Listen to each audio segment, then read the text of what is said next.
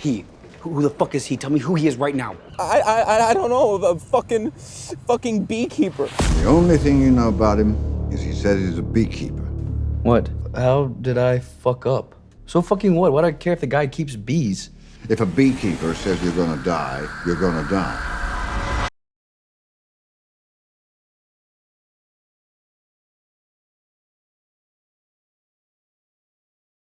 In a quiet corner of the world, far from the chaos of city life, Mrs. Parker enjoys a peaceful existence, with only her tenant, Clay, to keep her company.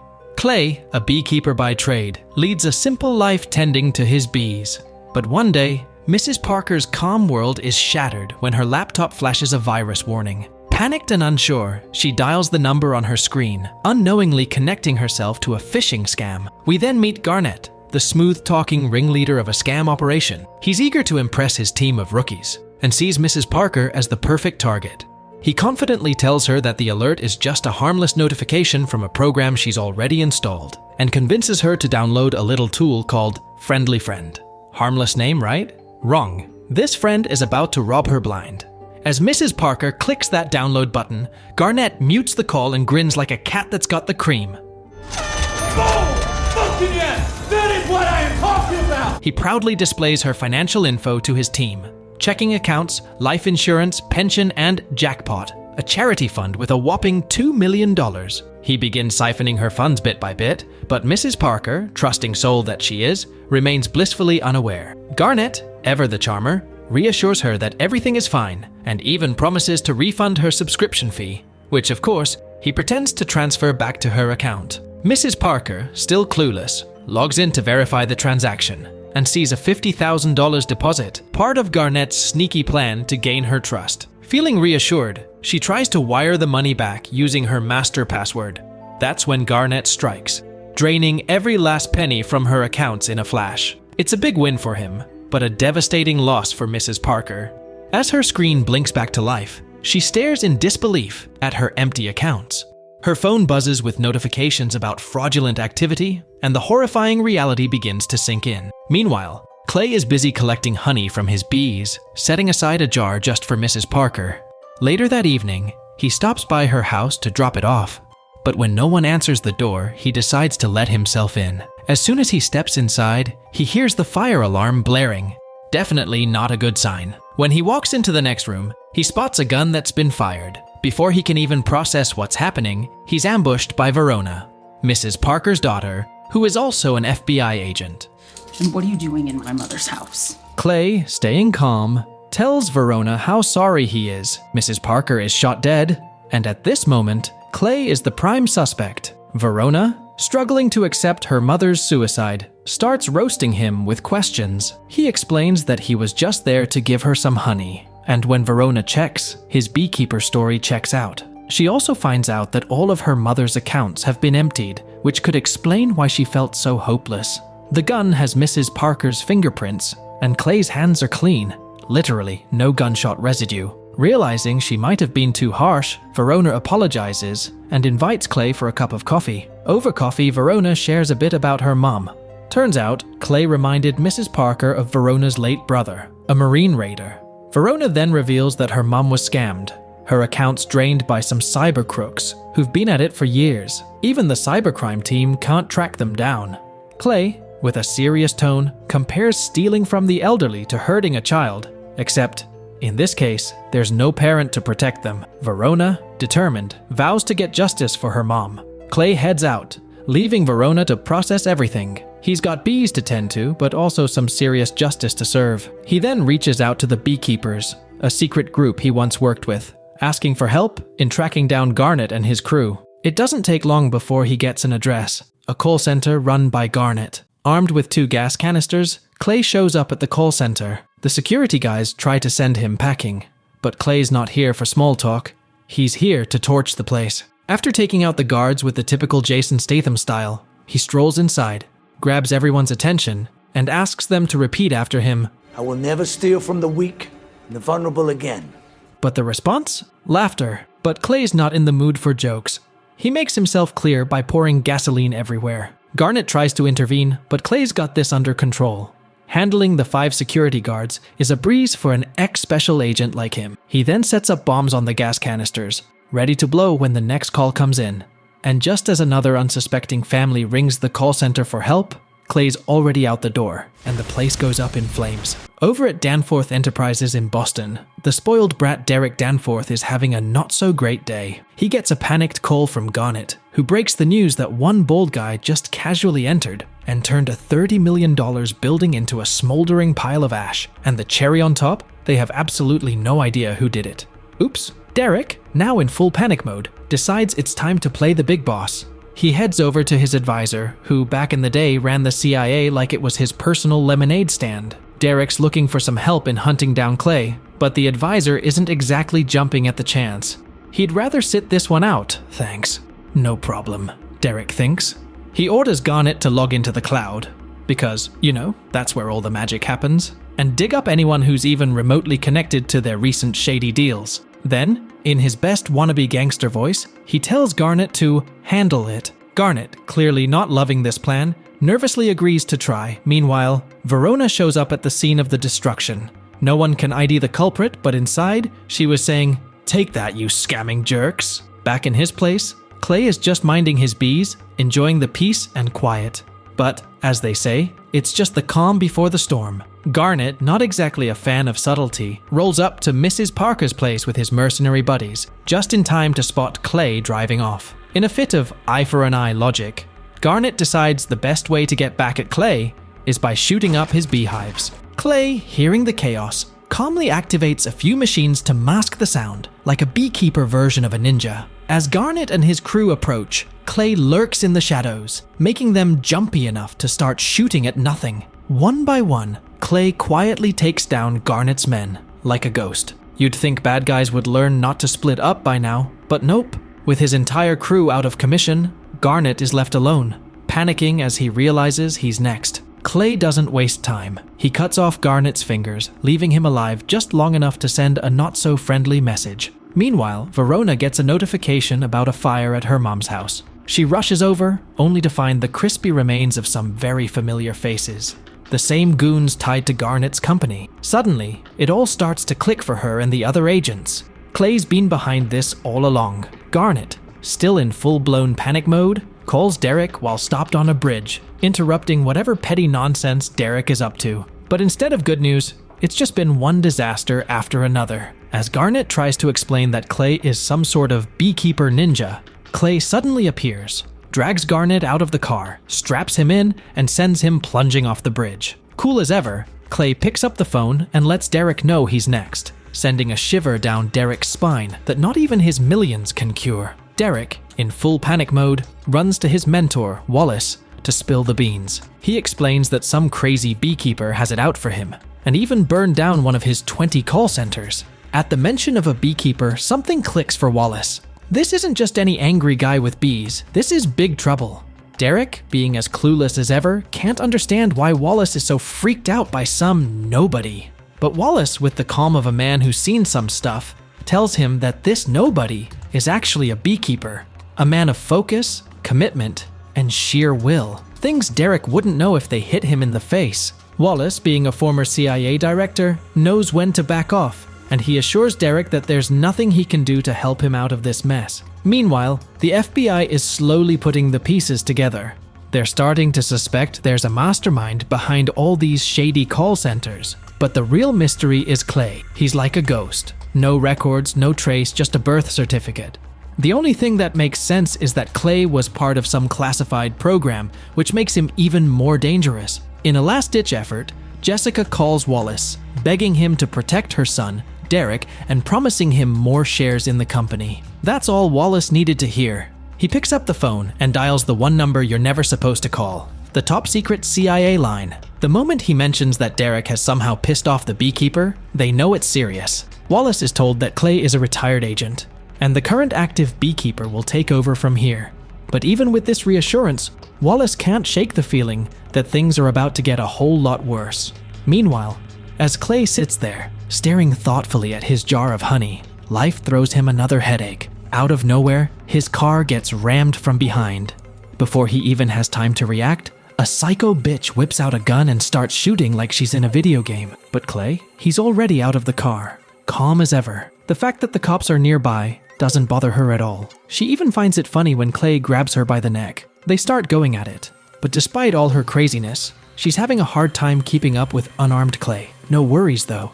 She's got a minigun for that. She starts blasting away, turning the whole gas station into a war zone. But Clay, being the legend he is, doesn't pull out a weapon. Nope. He just throws his jar of honey at her. And guess what? It sets her on fire. Yep, honey just became the ultimate weapon. To top it off, Clay calmly cuts off her finger, like it's all in a day's work, before driving off into the sunset. After this, the beekeepers decide to stay out of it, leaving Wallace to fend for himself. Meanwhile, the FBI is finally catching on to Clay's trail. They find Garnett's body and arrive at the gas station, only to discover that the crazy lady is just as much of a ghost as Clay. And surprise, surprise, she's got a book on beekeeping with her. The agents put 2 and 2 together and figure that Clay is heading straight for Boston. Wallace gathers a group of ex-military guys, and you can tell they're in for a wild ride. He starts by dropping a bombshell. There's a secret organization, so hush-hush that even the CIA director doesn't know about it. They're called the Beekeepers, and they've been quietly running things from the shadows for decades. These beekeepers are given every resource imaginable and can do whatever they think is right. But here's the kicker. A retired beekeeper has gone rogue and isn't following the hive's rules anymore. Wallace doesn't sugarcoat it. He tells the former Special Forces guys that compared to a beekeeper, they're basically a bunch of babies. Ouch. But hey, maybe if there are enough of them, they stand a chance. Meanwhile, Clay, using the psycho woman's finger, yeah, the one he cut off, gains access to her top-secret facility. Now, he's got all her weapons and intelligence at his fingertips. With this new gear, he tracks down Derek's base of operations and stocks up on everything he needs to keep his promise to Derek. At the same time, Verona is briefing the FBI deputy director. She connects 3 crime scenes to Clay, who's tied to a super classified program called Beekeeper. She lets them know Clay's on his way to Boston, and his next target is 9 Star United, the headquarters that controls all of Derek's global scam call centers. The director has heard enough. This is serious. He grants the agents full funding to deal with Clay, which is something that almost never happens. The FBI SWAT team rolls up to the building, ready to bust in, but private security's got it locked down tighter than a drum. So they set up shop outside, keeping watch. They try every possible entrance, but Clay's made sure there are none left. He'd use one if there were. He's not out to hurt anyone who doesn't deserve it. But with the SWAT team closing in, he's got no choice. In a surprising turn of events, Clay manages to take out 15 armed guards, like he's playing a video game on easy mode. He grabs one of them as a hostage and waltzes right in through the front door. Meanwhile, inside the building, mercenary commander Pettis is trying to get everyone who isn't packing heat to evacuate. But the boss, Golden Goose, won't have it. Golden Goose just makes a call to Derek, who gives Pettis a dressing down for not doing his job right. The evacuation is off. As the armed guards leave, Clay sneaks in with them, creating chaos. He throws one guy around, shutting down the floor, but Golden Goose is still in denial. When Pettis' men start shooting, Golden Goose suddenly becomes a floor kisser, hiding for cover. Clay makes his move, darting to the hallway and climbing up into the ceiling. He lures out a couple of guards and takes them down. To drown out the noise, he pulls the fire alarm, grabs a fire extinguisher, and uses it to blind Pettis before tossing him out. Outside, Verona orders the agents to get in there. Clay sets up his next big move, rigging wires for a clever trap. Just when the mercenaries think they've got him cornered in an elevator, he cuts the cable, sending the elevator and its passengers crashing down. The agents decide to take the stairs instead. But with the mercenaries in chaos, Clay has a field day picking them off in the dark. It's like a shooting gallery, and Clay's on target. With all the mercenaries out of the picture, Clay turns his attention to the Golden Goose. But this isn't a normal interrogation. Clay's using a stapler as his special torture device. He's on a mission to find out who's running the show above the Golden Goose, and he's not shy about why he's doing it. "You messed with the only person who ever had my back," Clay explains, making his point with the stapler. Eventually, the Golden Goose cracks under the pressure and spills the beans about the big bosses behind the scam. Verona arrives on the scene and talks directly to Clay. She tries to remind him that there are laws for this kind of thing, but Clay retorts that some things can't be fixed by laws, only by him. Then, with perfect timing, he slips away just as more agents show up. For now, the FBI is stuck dealing with the Golden Goose and his crew. Verona checks the laptop and discovers Clay's next target. Meanwhile, Derek, who's already on edge, gets some bad news from Wallace. All his mercenary guys are dead. Looks like it might be time to call Derek's mom for backup. If they're close to Jessica and her crew, Clay won't be able to strike. Derek, loving this plan, calls her up and asks if he can drop by. To his surprise, Jessica turns out to be none other than the President of the United States. Talk about a tough cookie. Clay's not going to be able to take down the Queen Bee that easily. Verona's agent friend suggests letting Clay do his thing, even if it's a bit unconventional, but Verona can't bring herself to do that. She's got to stick to the rules, no matter how right it feels to let Clay handle things. Verona updates the FBI deputy director, letting them know that Clay is following the money. Looks like the chase is far from over. 9-Star United is up to no good, using fancy data mining software to track down people who don't have any family or heirs, then going after their stuff. And guess what? There's another shady company in on it too, which several US government agencies use. All of this mess is run by Danforth Enterprises, which is owned by Jessica Danforth, the POTUS herself. She recently had to step down because she's now the president. So not only is Derek in hot water, but the president herself might be in danger. At the Danforth Beach House, security is tight, but Verona is there to make sure it's even tighter. Derek is lounging around, enjoying a beer, while Wallace is freaking out. I mean, you'd think with all these Secret Service agents around, they'd have this covered, right? Wallace even hired an elite team, but he's still on edge. After all, Yellow, one of the top bad guys, has taken down a beekeeper before, though not without a hefty price. Jessica is fuming because nobody told her how serious this situation is. Meanwhile, the Secret Service is going to extreme lengths, welding shut every manhole and thoroughly checking every vehicle that rolls up. But Clay isn't fazed by this. He finds a way into the sewer system, popping open a manhole cover and zipping through on a skateboard, aiming for a car out front. One of the agents spots Clay, but before he can raise the alarm, Clay quickly takes him out and hides him. Clay's got the perfect disguise to blend in with the crowd. With Yellow's elite kill squad arriving, the place might as well be a high-security vault. Clay switches into a slick suit, ready to step up his plan. Meanwhile, Verona spots the deputy director chatting with the president. Looks like she's finally getting the full scoop. The deputy director pulls Jessica aside into a private room with just her son, Derek. He's grilling them about some shady money dealings. Clay, while on his mission, gets spotted by Verona. He gives her a nod, but she's already tipped off the Secret Service that Clay's in the building. The kill squad springs into action. Clay's surrounded outside, guns pointing straight at him. He's about to give up when... Wait, what's that in his hand?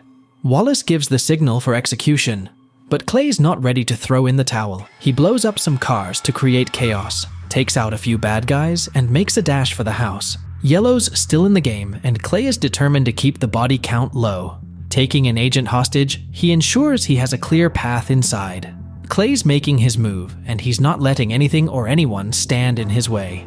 In the yard, Clay takes down the kill squad members one by one, steadily making his way toward his main target. Inside, the family drama is heating up. Jessica's throwing Derek under the bus, blaming him for everything. She claims that without the illegal campaign funds, she'd never have made it to the presidency. Seems she was clueless about where the money came from. But Derek? He was all about getting the job done.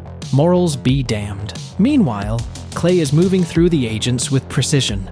No one catching him off guard. He's got every angle covered, all on his own. Jessica decides to come clean, ready to expose Derek's shady dealings with the data mining software to the world, even if it means risking her own career. Clay's just moments away from reaching Derek and the others when he faces Yellow in a fierce hand-to-hand fight. The two are tossing each other around like ragdolls. At this point, Clay seems like an unstoppable force, and Yellow is, well, not quite a match. With a missing leg and a lot less fight left in him, Yellow finally meets his end. At this point, Verona might be the only one Clay feels a soft spot for. While he's patching up his wounds, Wallace tells him he's made his point. Clay could still walk away and live a quiet life, but it's too late for that. Clay's mission is personal now. He's here to set things right. Clay plants a claymore on the door and sits Wallace down. Just as Clay is about to make his move, Derek takes advantage of the chaos, shooting the director and grabbing his mother as a hostage. When Clay blows open the door and enters, Verona arrives too, setting the stage for a tense standoff. Clay gives Verona an ultimatum. She must choose between following the law or seeking justice. He takes out Derek with one clean shot and makes his escape. The president is unharmed, and Verona is left with a decision to make. She still has a chance to stop Clay, but she chooses justice. Clay gives her a final nod before slipping away, where he has a suit and swim gear stashed. With that, he's gone. Well, that's the end of this recap. How did you like this recap? Let me know in the comments.